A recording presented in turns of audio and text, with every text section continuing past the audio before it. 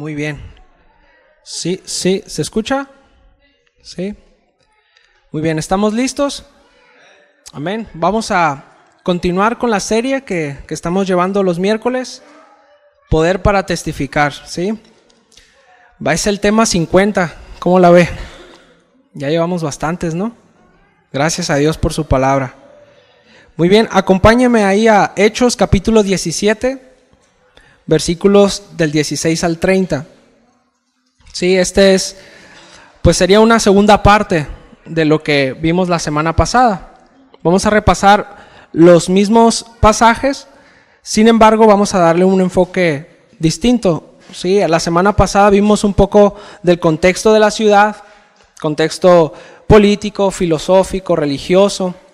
Entonces, eso es para preparar, ¿no? Sentar las bases. Ahorita nos vamos a centrar en lo que es el discurso ya que dio Pablo en el Areópago.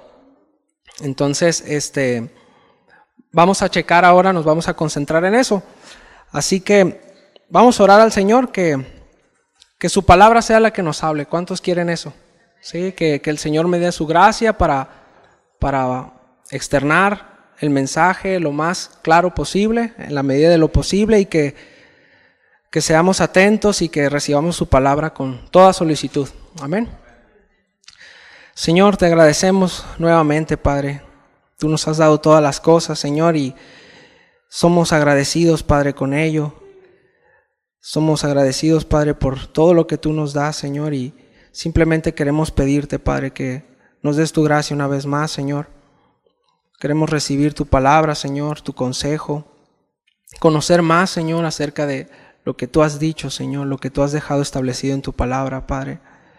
Ayúdanos con nuestro entendimiento, Padre, a nuestra atención, tenerla bien enfocada, Señor, y que seas tú quien hable a nuestros corazones, Padre. Que seas tú quien dirija, Señor, mis palabras, Señor, y que al final de cuentas, Señor, esto te dé gloria, Padre, con el resultado, Señor, con el fruto, con las respuestas que demos, Señor, ante tu palabra, Señor.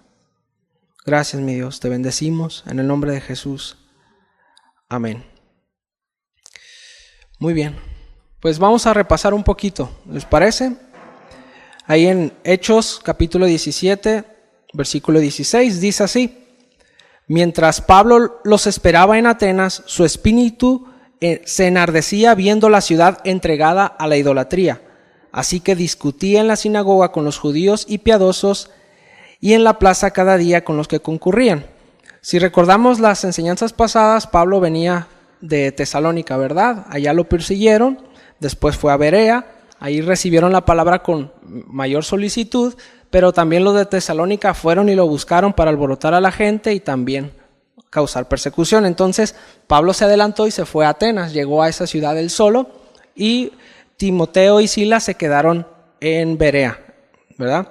Entonces ahorita vemos como Pablo llega a la ciudad y observa a la ciudad que está sumida en la idolatría, ¿sí? Está infestada, ¿no? Intestada de ídolos. Entonces es indignante, por lo que se dirige a predicar el evangelio a los judíos, ahí en la sinagoga, y a los piadosos, dice ahí el texto, que son los temerosos de Dios, ya los hemos visto, que son los gentiles que congeniaban con el judaísmo, ¿verdad?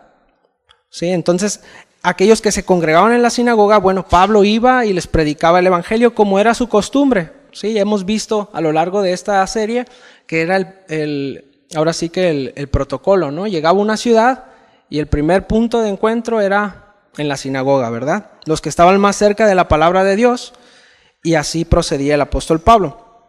Pero no solo se quedó allí, sino también iba a las plazas. Cada día, dice que cada día Pablo iba a las plazas a predicar el evangelio, ¿sí? Es decir, no se quedaba solamente allí, sino al ver la condición, ¿verdad?, que estaba sumida la ciudad, pues era urgente, ¿verdad?, que la ciudad conociera el evangelio, que escucharan de la palabra de Dios. En el versículo 18 dice: y algunos filósofos de los epicúreos y de los estoicos disputaban con él, y unos decían: ¿qué querrá decir este palabrero?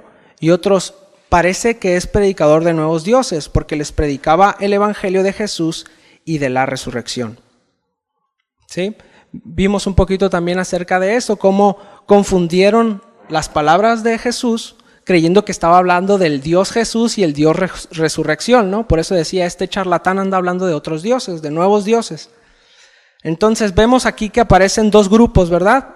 Son dos escuelas filosóficas de aquel entonces que estaban de moda, los epicúreos y los estoicos, ¿se acuerda? Aprendimos un poco de ellos, pero ahora los sintetizaremos, hablaremos simplemente de lo más relevante, por así decirlo. ¿Sí? Los epicúreos, ellos básicamente enfocaban su pensamiento, sus esfuerzos en la constante búsqueda del placer, ya que veían en el placer la clave de la felicidad. ¿Sí? Cualquier parecido con la realidad es mera coincidencia. No, la verdad es que nuestra sociedad está inundada de esto. Más en el hedonismo. El hedonismo es placer por el placer, ¿no? En cambio, los epicúreos era un placer, sí, pero el objetivo era la felicidad. Entonces, muchas veces no se volcaban a un placer simplemente carnal, sino que premeditaban y decían, si este placer me va a causar algún tipo de dolor, pues bueno, mejor lo evito, ¿no? Entonces, algo mucho más sabio que algunos, ¿no? Que ni siquiera premeditan las consecuencias de sus actos y se arrojan al pecado, ¿no? O a los placeres. Bueno, ellos no, ellos ciertamente veían al placer como una llave para acceder a la felicidad, pero eran sobrios al respecto, es decir, su vida era bastante modesta, ¿sí? Eran materialistas en esencia. Para ellos los dioses eran indiferentes a los hombres. Entonces, someterse a los dioses vendría a ser un yugo innecesario. Entonces, en los epicúreos, la felicidad era alcanzable a través de los placeres modestos y sostenibles, la vida simple y el conocimiento del funcionamiento del mundo. ¿Sí? En cambio, los estoicos creían que la verdadera plenitud del hombre se encontraba en la virtud. Esta virtud que se desarrolla a base de la disciplina y el autocontrol, por lo que se reprimían las emociones negativas como positivas. Es decir, una buena noticia, ellos no dejaban que sus emociones se elevaran, ellos se mantenían sobrios, ¿no? Prudentes. Tampoco dejaban que la desgracia, la desdicha los derrumbara. O sea, eran gente que se mantenía, ¿verdad? El estoico no buscaba los placeres materialistas, así como los epicúreos, ellos no. Ellos se negaban ante estos placeres materiales como el dinero, la fama y el poder, sino que se concentraban en el carácter interno que traería equilibrio y estabilidad a su vida. ¿Sí? Ahora, los estoicos ven un cierto orden en el universo y lo consideran una especie de Dios mezclado con materia, por lo que se les considera como panteístas. ¿Sí? Ellos veían al universo, veían el orden y por lógica decían, bueno, esto tiene algo divino, ¿verdad? Pero ellos no entendieron el concepto y mezclaron la idea, es decir, todo es Dios. Y es muy común también hoy en día escuchar eso, ¿no? ¿No? Que el destino te ilumine, ¿no? Escucha tu corazón y el universo te habla y bueno, un montón de cosas que pues no son la verdad. Entonces ellos miraban al cosmos como algo digno de imitar y se unían a él mediante su manera sobria de vivir. Qué curioso, ¿no? Estos epicúreos y los estoicos. Sintetizando un poco, los epicúreos la felicidad la obtenían mediante el placer. Los estoicos, la plenitud se basaba en la virtud. Ahora, los epicúreos basaban su vida en placeres modestos y una vida sencilla y simple. En cambio, los estoicos en un carácter templado y en la disciplina. Los epicúreos eran politeístas de dioses ajenos, es decir, creían en muchos dioses, sí, pero creían que no tenían injerencia en las cosas de los hombres o que no debían de tener injerencia. Los estoicos eran panteístas, como ahorita lo mencioné. Los epicúreos materialistas, los estoicos de una moral elevada. Los epicúreos en oposición al yugo de los dioses y los estoicos en unidad con el universo diagonal Dios, ¿verdad? Entonces, bastante interesante, ¿no? El público que tenía el apóstol Pablo en aquel entonces. Ambas escuelas de filosofía eran prácticas, no miraban más allá, sino que se enfocaban en el aquí y en el ahora. por lo que la aceptación entre la gente era bastante elevada. Sin embargo, obviamente su visión de la deidad estaba completamente alejada a lo que es al Dios verdadero. Al ser ignorante de las Sagradas Escrituras, obviamente, cayeron víctimas de su misma idolatría que les privaba el verdadero conocimiento de Dios. ¿Sí? Ahora, acompáñenme por favor a Salmos capítulo 115. Salmos 115.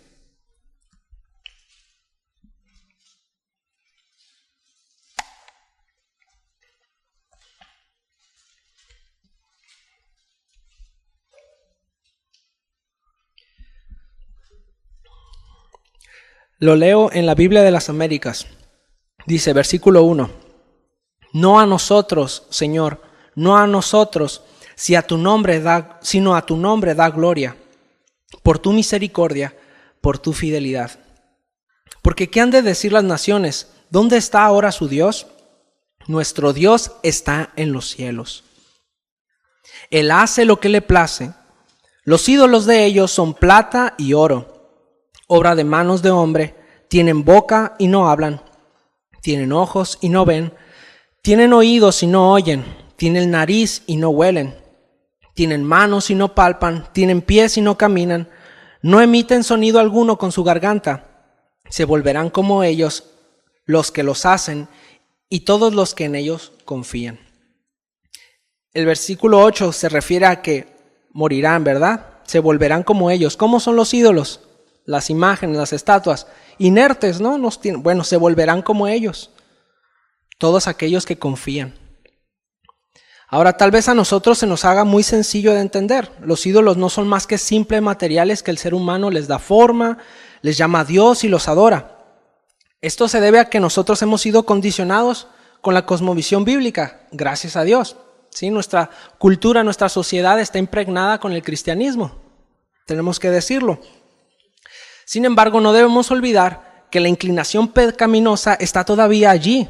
Seguimos teniendo un cuerpo vendido al pecado y la idolatría sigue arraigada en lo profundo del corazón humano.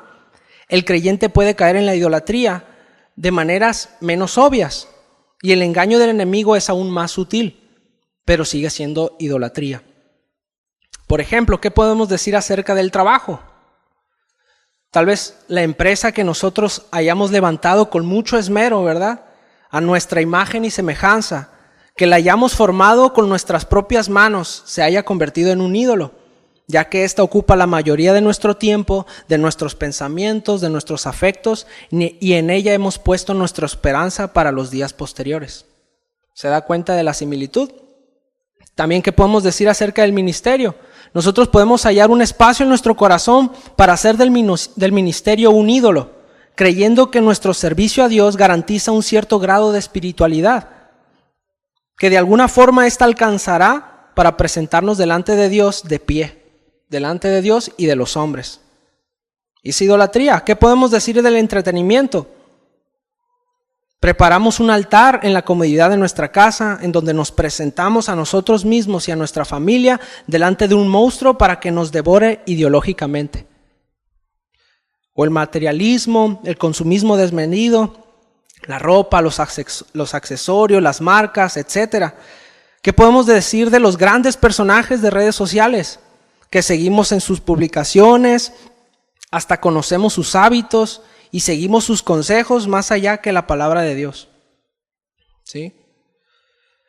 Recuerden, de todo se puede hacer un ídolo cuando a esta cosa o a esta persona le damos el lugar que le corresponde a Dios. Entonces, la advertencia del salmista dice así: se volverán como sus ídolos, es decir, sin vida y sin trascendencia. Ahora, Dios no quiere eso, ¿verdad? Este nunca ha sido el plan de Dios. Él nos hizo para su gloria, a su imagen y semejanza. Pero el ser humano no quiso darle la gloria a Dios, sino que hizo dioses a su imagen y semejanza.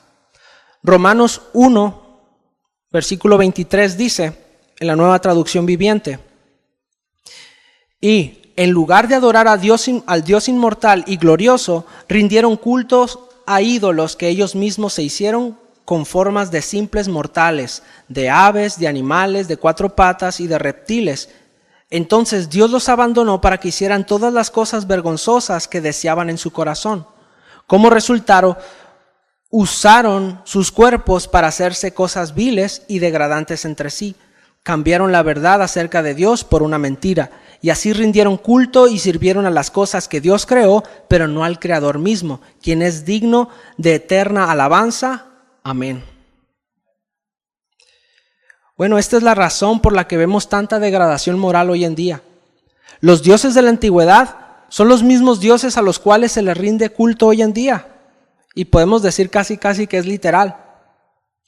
Si echamos un vistazo más atrás con los dioses de la antigüedad, los dioses cananeos, los egipcios, incluso los mesoamericanos, vemos grandes coincidencias donde el culto a muchas deidades consistía en sacrificar vidas humanas.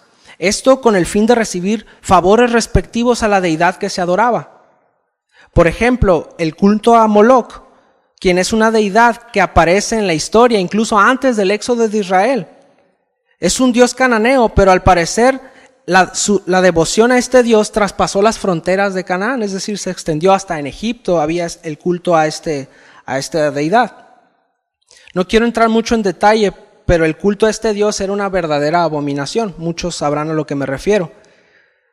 Este incluía inmoralidad sexual y además de sacrificios humanos, ¿sí? Específicamente sacrificios de bebés, de infantes.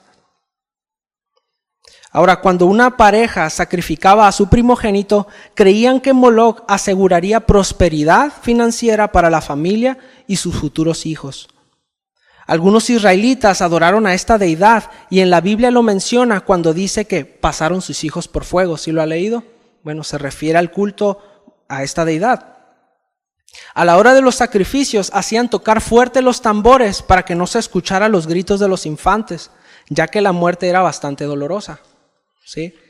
Ahora, ¿para qué menciono todo esto? Es para que nos demos cuenta que el culto a este Dios, por ejemplo, sigue siendo vigente hoy en día. El aborto. El aborto ha venido a convertirse en el culto moderno a Moloch, ya que tiene los mismos elementos. Tienes la inmoralidad sexual, ya que en la gran mayoría de los que se practica el aborto se da en un contexto de promiscuidad, fuera del matrimonio. Tienes esta promesa de prosperidad económica, porque quienes te venden esta idea te dicen que la vida es muy cara, por lo que estarás mucho mejor si el bebé no está. Tienes la muerte sumamente dolorosa, porque sí es dolorosa, que es silenciada por el ruido de los tambores, que vendrían siendo este eufemismo de propaganda. No es un bebé, es un feto, es un cúmulo de células, no está realmente vivo, el aborto no es muerte, es interrupción del embarazo. Este es mi cuerpo, ¿verdad? Seth Gruber es un activista en contra del aborto. Me topé un video de él y se me hizo muy interesante, lo traduje del inglés al español. Lo cito, ¿sí? El aborto es demoníaco, por cierto. Satanás mataría a Dios si pudiera, pero no puede. Así que él mata bebés porque sabe que al lastimar el corazón del Padre, esto causará el caos sobre la tierra. De hecho, el aborto es el sacramento de Satanás, porque el aborto dice, tú debes de morir para que yo pueda vivir. Mas Cristo dice, yo debo morir para que tú puedas vivir. Y de entre todos los lugares que pueda haber, Cristo elige entrar en la historia de la humanidad dentro de un útero, para redimir a la humanidad de sus pecados. Es por eso que Satanás utiliza las mismas santas palabras, este es mi cuerpo, pero con el significado opuesto, blasfemo. ¿Crees que es una coincidencia? Que la frase central de todo el complejo de la industria del aborto y la cultura de la muerte hoy son las mismas palabras que las de nuestro Salvador en la primera comunión. Este es mi cuerpo. Porque la empresa más grande que proporciona el aborto, Planned Parenthood, no solo es el mayor proveedor de abortos en el mundo, sino que también es el más grande proveedor de drogas para transgéneros. Ellos llaman a ambas mutilaciones salud. Las cirugías de cambio de sexo, salud de afirmación de género. ¿Cómo llaman al aborto? Salud reproductiva. Llaman a ambas salud. Para que no puedan tener a los bebés dentro del útero, los pondrán fuera del útero. Ellos defienden ambas prácticas utilizando argumentos de anatomía corporal. Este es mi cuerpo. No es una coincidencia. Este argumento a favor del aborto está citando las palabras de nuestro Salvador. Hermanos, es fuerte, es idolatría, ¿sí? Como dato menciono esta estadística que él pone en su página de internet. Dice que desde 1973, más de 65 millones de seres humanos no nacidos han sido asesinados a petición de sus madres y a manos de médicos en Estados Unidos. Este holocausto silencioso de los más vulnerables e indefensos entre nosotros debe terminar. En una cultura de muerte que celebra este mal como un derecho sacrosanto, todos debemos comprometernos a convertirnos en una voz para los no nacidos por el bien de nuestras propias almas y sus vidas. No debemos permanecer en silencio. ¿Será importante darle la gloria al Creador antes que a las criaturas? La idolatría es un tema sumamente serio, ya que el ser humano es un adorador por naturaleza, pero al haberse corrompido, sus ojos se han desviado para adorar a las criaturas, lo que lo lleva a desvirtuarse totalmente. Ahora continuemos con el texto, vayamos ahí a Hechos 17, versículo 19.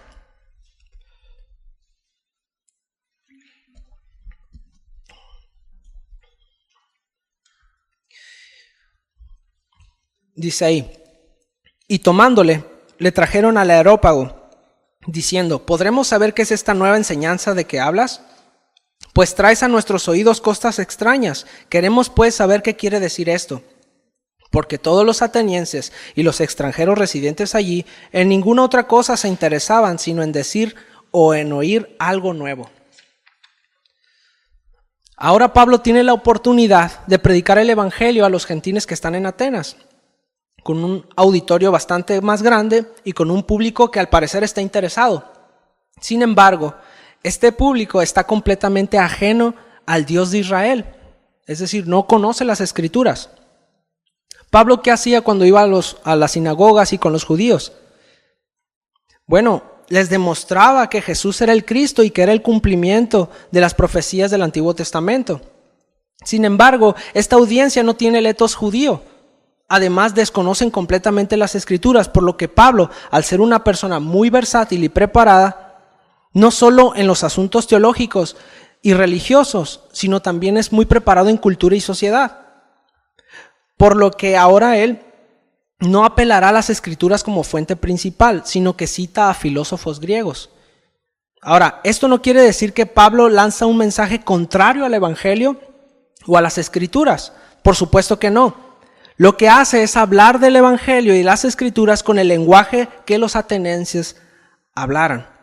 Por esta razón veremos que Pablo está citando a filósofos griegos y es entonces como cobra sentido lo que dice el apóstol en la carta a los Corintios. En la primera carta, capítulo 9, versículo 18. Se los leo. Dice, ¿cuál pues es mi galardón? Que predicando el Evangelio presente gratuitamente el Evangelio de Cristo para no abusar de mi derecho en el Evangelio. Por lo cual, siendo libre de todos, me he hecho siervo de todos para ganar a mayor número. Me he hecho a los judíos como judío para ganar a los judíos y a los que están sujetos a la ley, aunque yo no esté sujeto a la ley. Como sujeto a la ley, para ganar a los que están sujetos a la ley. A los que están sin ley, como si yo estuviese sin ley, no estando yo sin ley de Dios, sino bajo la ley de Cristo, para ganar a los que están sin ley. Me he hecho débil a los débiles, para ganar a los débiles. A todos me he hecho de todo, para que de todos modos salve a algunos. Y esto hago por causa del Evangelio, para hacerme copartícipe de él. Esto quiere decir que el hermano Pablo diluía el mensaje, es decir, cambiaba el mensaje para uno con otros. No, simplemente la forma en la que él predicaba, ¿sí?, con la sabiduría de Dios y con la gracia de Dios, obviamente iba a cambiar. Si vemos los discursos que lleva haciendo el apóstol Pablo, vemos una notoria diferencia aquí en Atenas con lo que, por ejemplo, predica en otros lugares, ¿no? Entonces, ¿queremos ganar almas para Cristo? Muy bien, empecemos en casa, ¿verdad? Entonces, ¿qué debemos hacer? acercarnos a los nuestros e interesarnos por ellos. ¿Cuáles son sus gustos? ¿Cuáles son sus intereses? Como padres podemos ser muy ajenos a nuestros hijos y puede haber una desconexión, por lo que el mensaje del evangelio no entra en boca de papá o de mamá. Por ejemplo, para ilustrar un poquito más, a mi niño, a Efraín, le gustan mucho pues ciertos videojuegos, ¿no? Y los héroes, etcétera. Entonces, muchas veces cuando le trato de explicar algo, ¿no? Él va creciendo en el conocimiento de la palabra de Dios, obviamente, pero también tiene conocimiento de lo que le gusta. Entonces, haces un ejemplo de decir, bueno, el héroe, ¿sí? El que va a salvar, el que trae justicia, es Jesús. Utilizas los términos que él entiende a su corta edad, ¿sí? Porque si yo le empiezo a citar pasajes bíblicos, ¿no? En un español de hace 600 años, bueno, difícilmente lo va a entender. ¿Me voy entendiendo, hermanos? ¿Sí? No se diluye el mensaje es el mismo. Sin embargo, debemos de ser sabios para poder externar correctamente las palabras, ¿sí? Entonces, debemos de interesarnos en nuestros hijos, debemos de interesarnos en nuestro prójimo. Si una persona está enferma, desconoce del evangelio, no le vas a llegar de la misma manera que otra persona que ha perdido su trabajo, por ejemplo. Obviamente coincidirán en ciertos puntos, porque el mensaje es el mismo, repito, pero el enfoque va a ser distinto, ¿verdad? Entonces, creo que queda claro, ¿verdad? Entonces debemos de ser genuinos y mirar con el lente de Dios a las personas y pensar en aquellos a quienes vamos a predicar. Debemos ser empáticos. Si decimos, yo no diluyo el mensaje, ni una jota, ni una tilde, agregaré o quitaré el mensaje. Y atiborramos de textos bíblicos, pero no somos sensibles ante la situación de nuestro prójimo, tal vez estaremos haciendo ruido solamente. Felicidades, citaste correctamente el evangelio, pero estás tan lejos de la persona que no alcanzó a escucharte. Ciertamente el mensaje no debe cambiar, uno solo es el evangelio, pero la manera sí puede y debe variar de acuerdo al contexto de la persona. Por eso debemos de pedir a Dios su gracia para ser sensibles a la voz de su Espíritu Santo. Amén. Versículo 22 dice, entonces Pablo, puesto en pie en medio del areópago, dijo, varones atenienses, en todo observo que sois muy religiosos, porque pasando y mirando vuestros santuarios, hallé que también un altar en el cual estaba la inscripción al Dios no conocido, al que vosotros adoráis, pues sin conocerle es a quien yo os anuncio. Lo mencionamos la semana pasada. Pablo no comienza a hablarles acerca del juicio final que está preparado para los idólatras, ¿verdad? Él comienza con un adjetivo neutro, religiosos. Tal vez en nuestro contexto hablar de religiosidad es hablar de fariseísmo o de ritos muertos, pero en ese contexto no es un término negativo, aunque tampoco los está alabando, ¿sí? Es decir, él entra de una manera no tan invasiva, sino que empieza a hablarle, noto que son muy religiosos, ¿me explico? Cuando pudiera decirles, noto que son muy supersticiosos, lo que causaría cierta reticencia al mensaje, ¿no lo cree? Entonces, Pablo menciona la religiosidad de los atenienses como punto de partida en donde se desarrollará todo el mensaje. Si a primeras de cambio Pablo comienza a denunciar el pecado de los atenienses con férrea actitud, quizás no habría apertura para el resto del mensaje. Por eso es muy importante estar atentos a la voz del Señor que te guíe, ¿sí? Ser guiados por el Espíritu Santo. Dice su palabra que Él pone sus palabras en nuestra boca. Ahora bien, los atenienses tenían alrededor de 3,000 dioses. ¿Se imagina? 3,000 dioses a los cuales les rendían culto. Era considerada la ciudad más religiosa de aquel entonces. Entonces no era de extrañar que tuvieran un altar al Dios desconocido, como si dijeran, por si se nos pasó alguno, ¿no? No se puede adorar a Dios sin conocerlo. La adoración se da en respuesta a la revelación que Dios hace de sí mismo. Y es entonces que nosotros podemos adorarle. Entonces cuando Pablo dice, ustedes lo adoran pero no lo conocen, no les está diciendo, sí lo están adorando efectivamente. Lo que está diciendo es que precisamente ustedes ignoran al Dios verdadero. ¿Sí? Romanos 1:19 dice, por lo que de Dios se conoce, les es manifiesto, pues Dios se lo manifestó. Así que nosotros no encontramos a Dios, hermanos. Él se muestra a nosotros. ¿Cuántos le dan gracias a Dios por eso? ¿Cuántos se identifican con los atenienses? ¿Sí?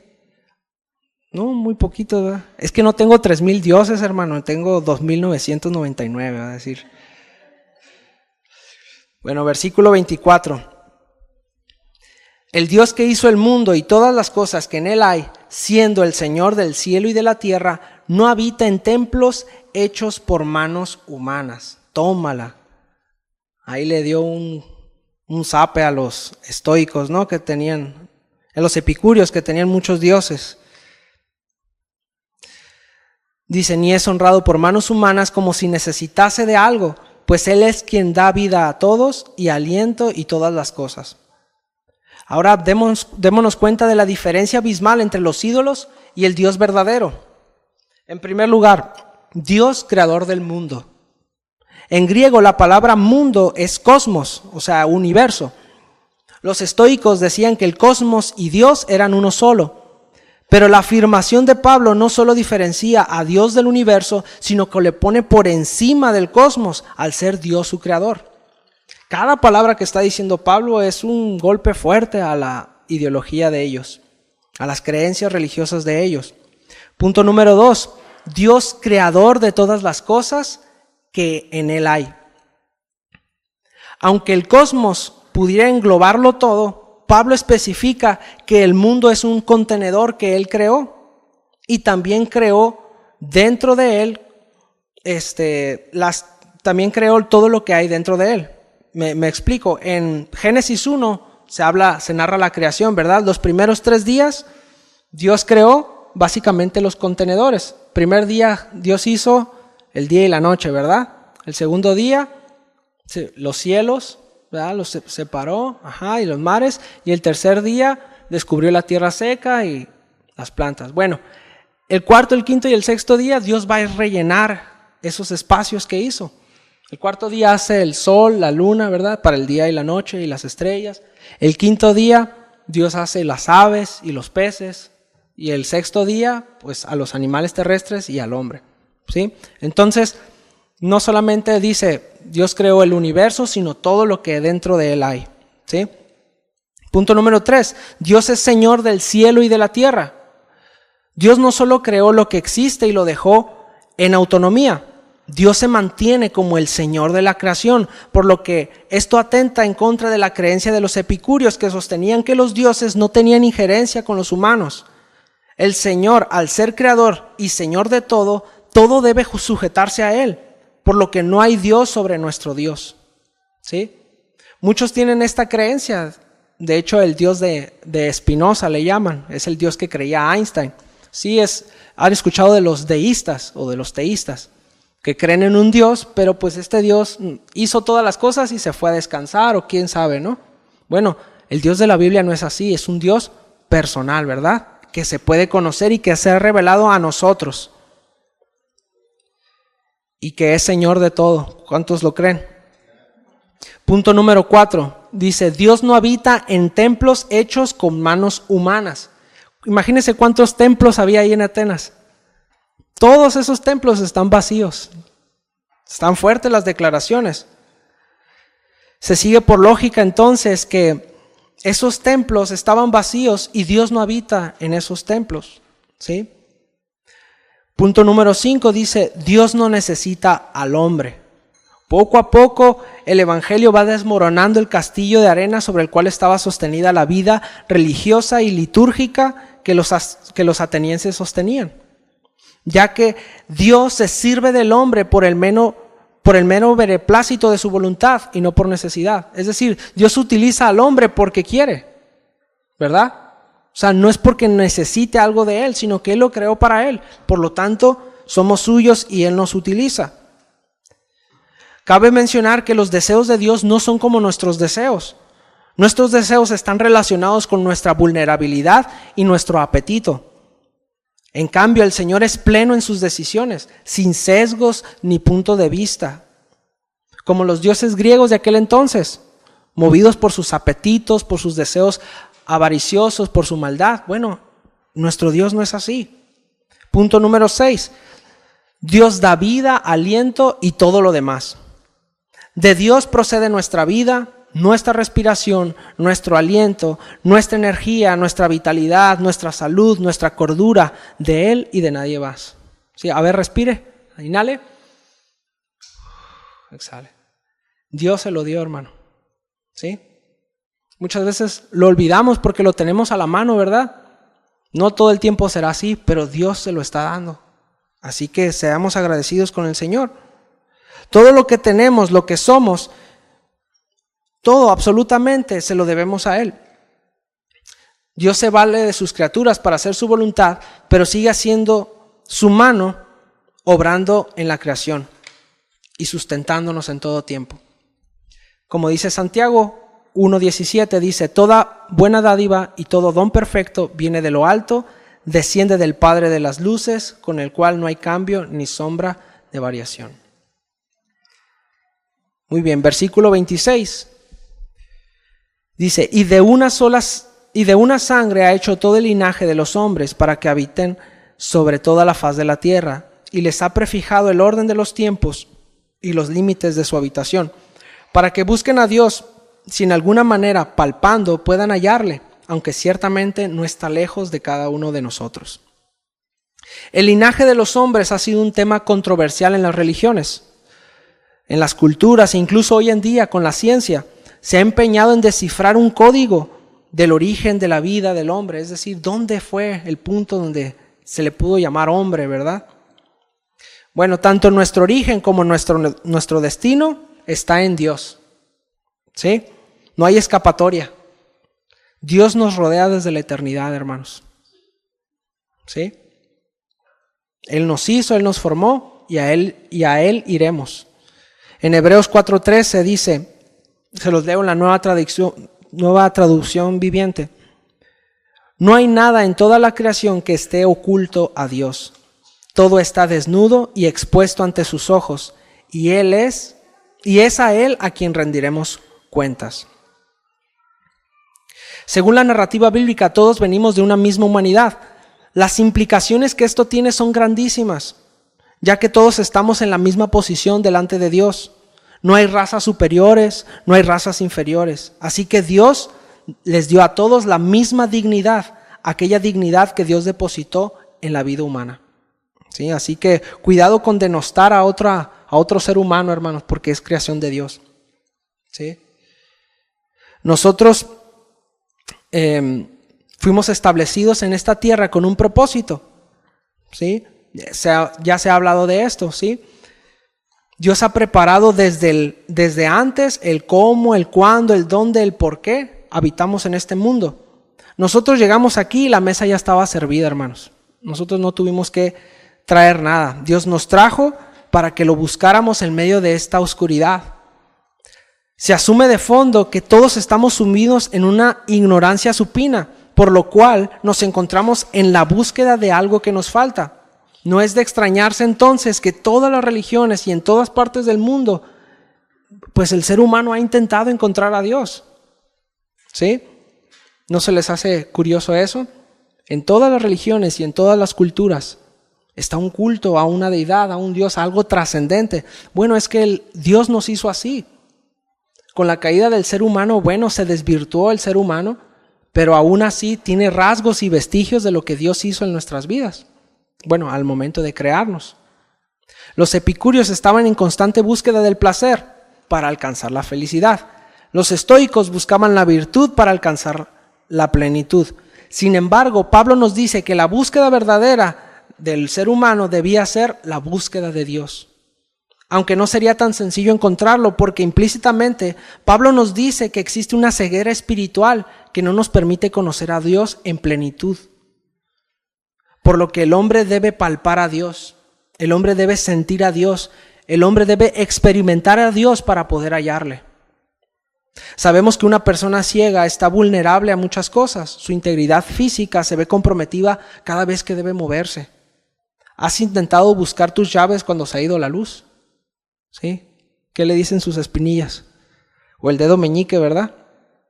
Bueno, es complicado, sin embargo, dice Pablo que el Señor no está lejos, ¿sí? Él se deja encontrar.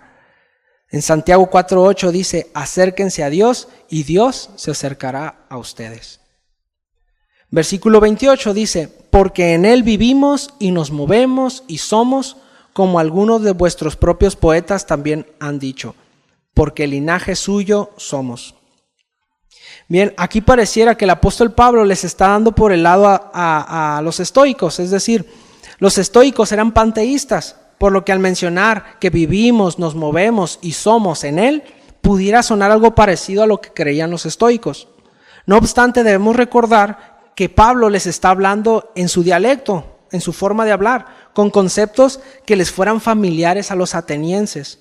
Lo que está diciendo el apóstol Pablo es que Dios está cercano al hombre y no es una entidad abstracta en el universo, y no es una deidad indiferente, sino que estamos rodeados por Él. Versículo 29 dice, siendo pues linaje de Dios, no debemos pensar que la divinidad sea semejante a oro o plata o piedra, escultura de arte y de imaginación de hombre. Pablo ha citado al poeta estoico Epiménides, aunque en la cita original el filósofo hace referencia al dios Zeus. De nuevo, Pablo utiliza el lenguaje más familiar de los atenienses para que ellos puedan entender con una mejor claridad, ya que anteriormente tuvieron a Pablo como un predicador de dioses, ¿se acuerda? Porque no lo habían entendido, entonces Pablo está siendo más cuidadoso. Entonces, definitivamente Dios le dio gracia especial al apóstol Pablo, ¿no? Una persona muy versátil, muy brillante. Y entonces utilizaba a sus mismos poetas, a sus mismos filósofos, sin citar las escrituras, ¿se da cuenta? Porque ellos no tenían las escrituras. El mensaje es el evangelio y lo podemos extraer de las escrituras, pero no está citando específicamente un texto bíblico porque ellos no lo conocían, ¿sí? Es la importancia también de memorizar ciertamente la escritura, pero también entender de qué se trata lo que dice la escritura para poder, preparado, ya cocinado, servirle a las mesas y que puedan degustar y que puedan conocer de lo que se está hablando.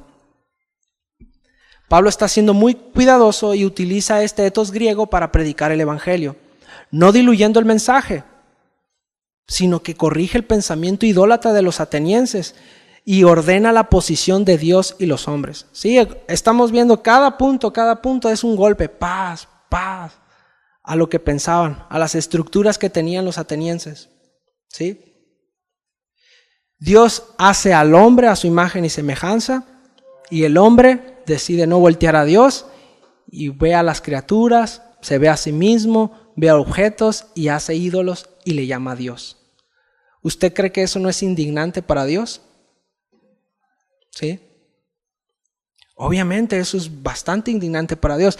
A ver, esposas, ¿no? Si su esposo le da el lugar a otra persona que le corresponde a usted, ¿cómo se sentirían? Pues indignadas, ¿no? Porque pues, oye, ¿cómo le va a dar el lugar de esposa a mí, que a mí me corresponde, ¿verdad? Bueno, nosotros estamos siendo generosos porque estamos quitando a una persona por otra persona. Pero aquí estamos hablando del Dios creador de todo el universo y estamos poniendo a una cosa. ¿Se da cuenta el bajón? Es terrible, es indignante, hermanos.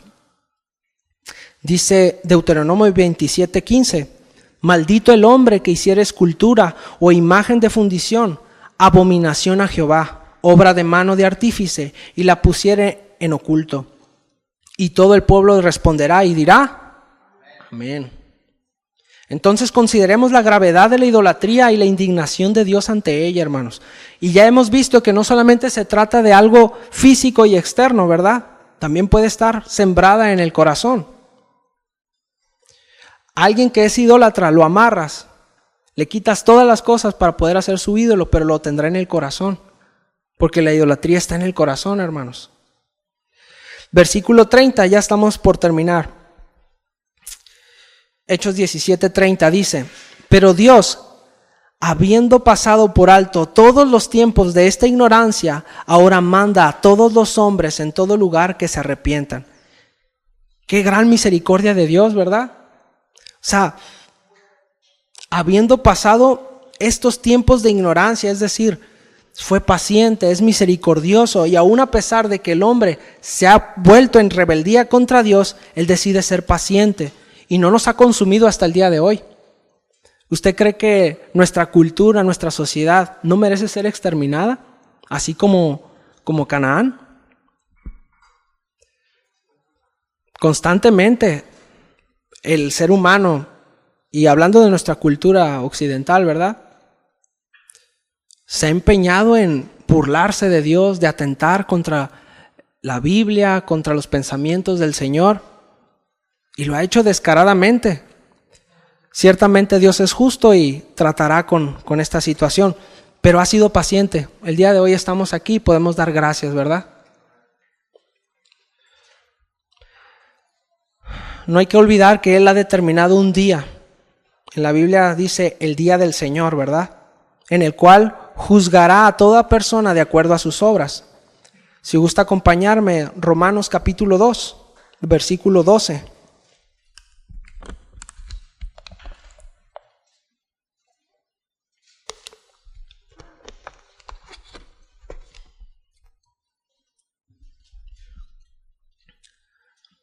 Romanos 2:12 dice así: porque todos los que sin ley han pecado, sin ley también perecerán, y todos los que bajo la ley han pecado, por la ley serán juzgados.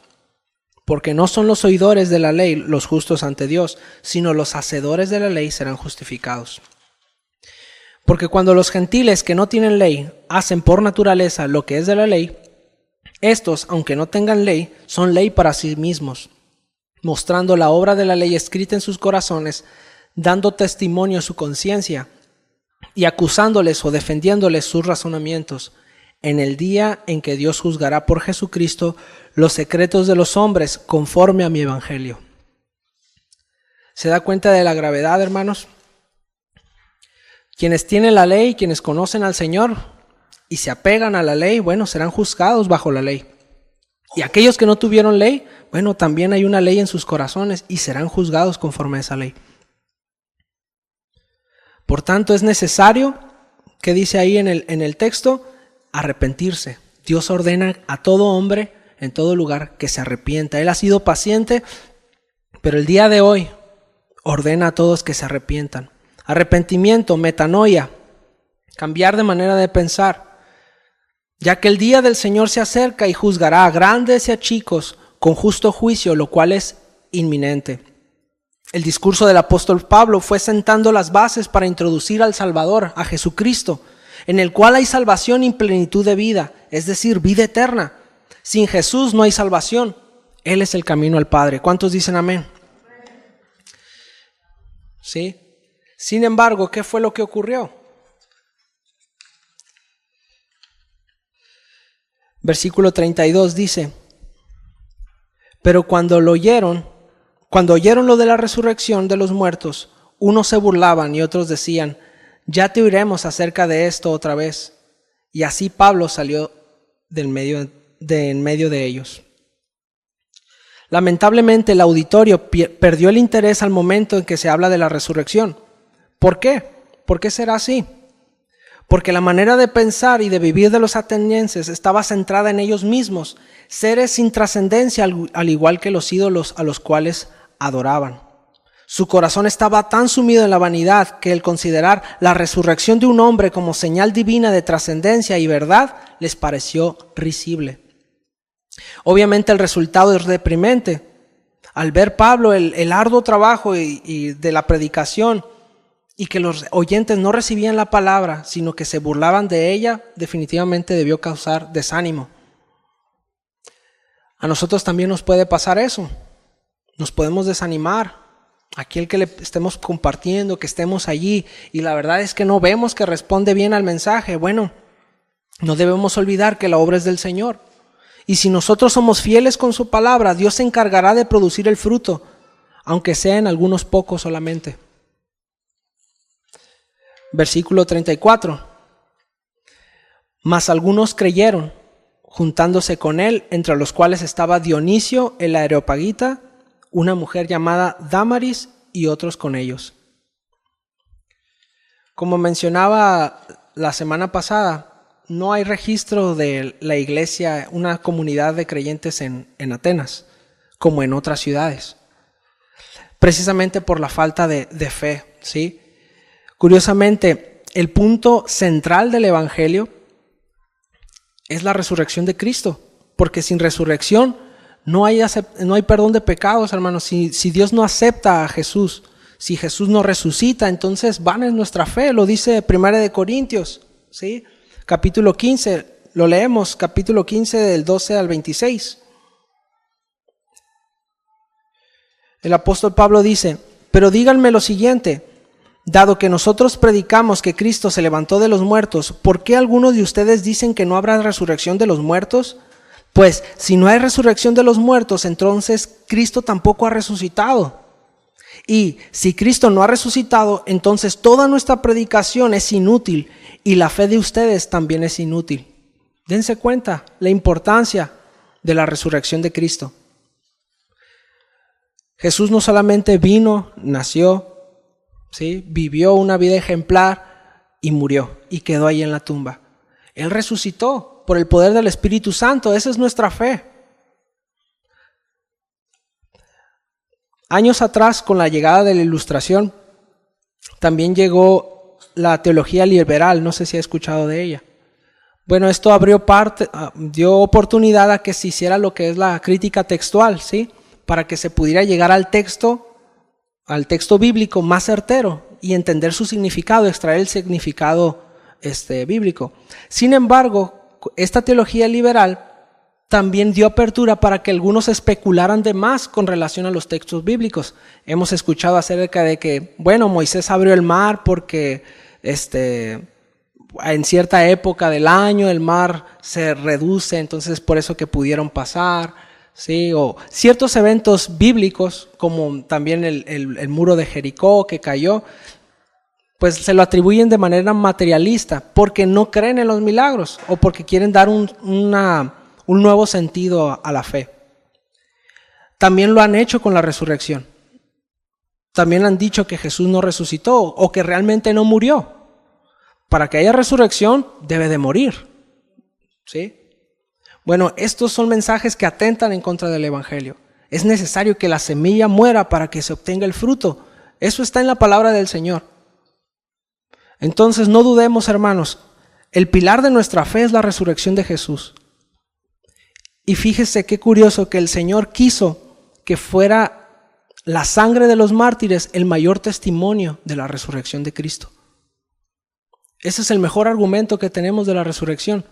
Gente que no tenía nada que ganar, hermanos, por decir que Jesús resucitó y que era el Señor. Y dio su vida, derramó su sangre, creyendo firmemente que esto era así.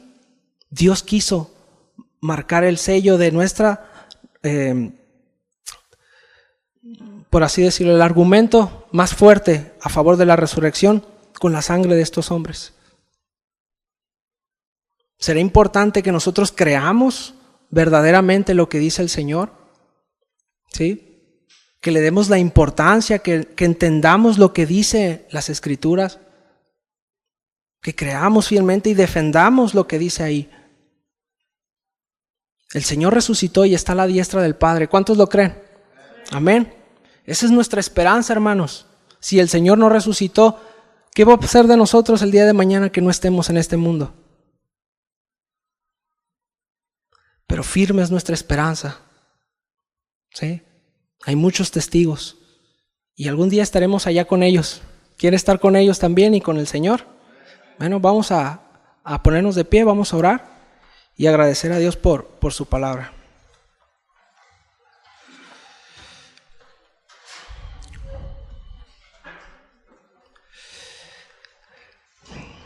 Gracias, Señor, por este tiempo, Señor. Gracias porque nos has permitido leer tu palabra, Señor, leer tus libros y extraer, Señor, conocimiento, pero no solamente eso, Señor, sino tu consejo, tu voluntad para nosotros, Señor.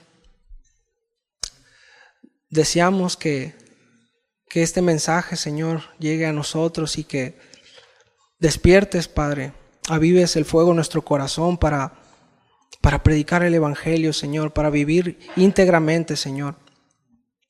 Sabemos que el mundo, Padre, la influencia de este mundo, de la cultura, Señor, es así como en aquel tiempo, Señor, en Atenas. Gente que traía pensamientos, Señor, erróneos acerca de la deidad. Señor, que vivían para complacerse a sí mismos, Señor, para la felicidad. En cambio, tú has establecido, Señor, que la búsqueda más grande en el hombre, Señor, debe de ser buscarte a ti, Padre. Y reconocemos, Señor, que tú has sido bueno con nosotros, Señor. Y si conocemos algo, Padre, por más mínimo que sea, Señor, es porque tú has decidido mostrarte a nosotros, Señor. Por lo cual te agradecemos, Señor. Deseamos que otros también conozcan, Señor, el Evangelio. Que otros conozcan la verdad, Padre, para que ellos puedan ser impactados con tus palabras, Señor, y nazcan de nuevo, Padre. Tengan una vida en plenitud, una vida nueva, Señor, que se extiende hasta la eternidad. Te ruego, Señor, que nos des tu gracia y el denuedo para hacerlo, Padre. Nos has enseñado bastante, Padre, en esta serie con respecto a eso. Como los primeros hermanos, Señor, estaban fervientes en la oración, en la búsqueda, Padre, de tu voluntad, predicando el Evangelio, Señor, en todo tiempo. Esto nos confronta, Señor.